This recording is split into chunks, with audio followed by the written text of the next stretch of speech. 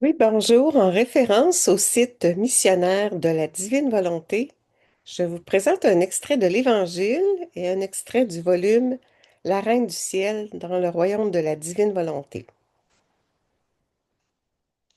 Le premier jour de la semaine, Marie-Madeleine se rend au tombeau de grand matin.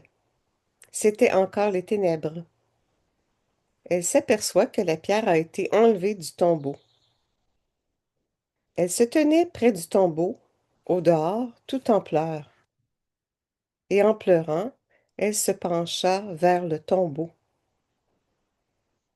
Elle aperçoit deux anges vêtus de blanc, assis l'un à la tête et l'autre aux pieds, à l'endroit où avait reposé le corps de Jésus. Ils lui demandent, Femme, pourquoi pleures-tu?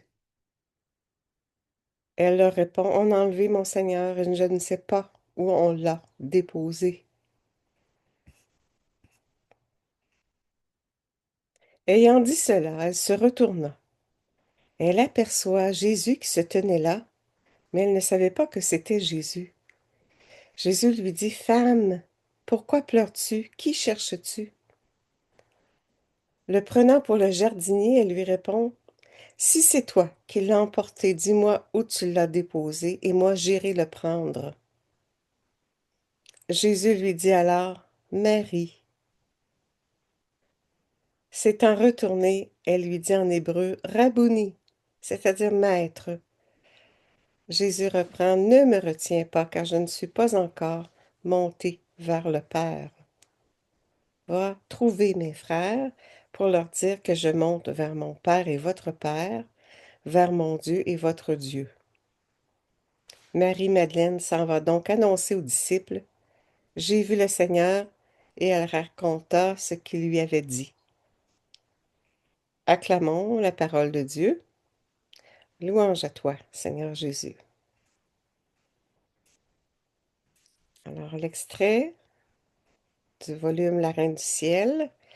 Donc, Marie dit à Louisa, Fille bénie, j'étais présente à la résurrection de mon fils, mais je ne l'ai mentionné à personne, attendant que lui-même se manifeste en tant que ressuscité, glorieusement et triomphalement. La première personne à le voir fut l'heureuse Marie-Madeleine.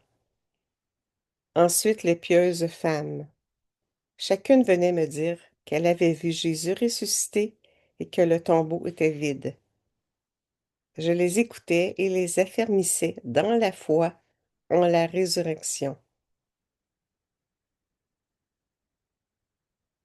Quand vint le soir, presque tous les apôtres l'avaient vu et se disaient enthousiastes d'avoir été les apôtres de Jésus.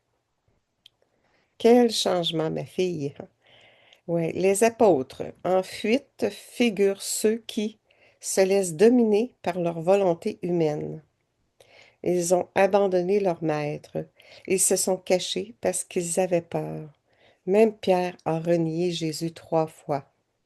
Aussi il avait été dominé par la divine volonté, jamais ils n'auraient fui leur maître.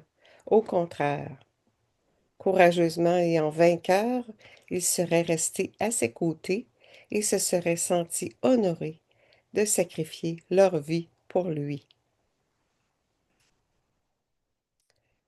Oui, de tout mon cœur, Jésus, uni à ta volonté.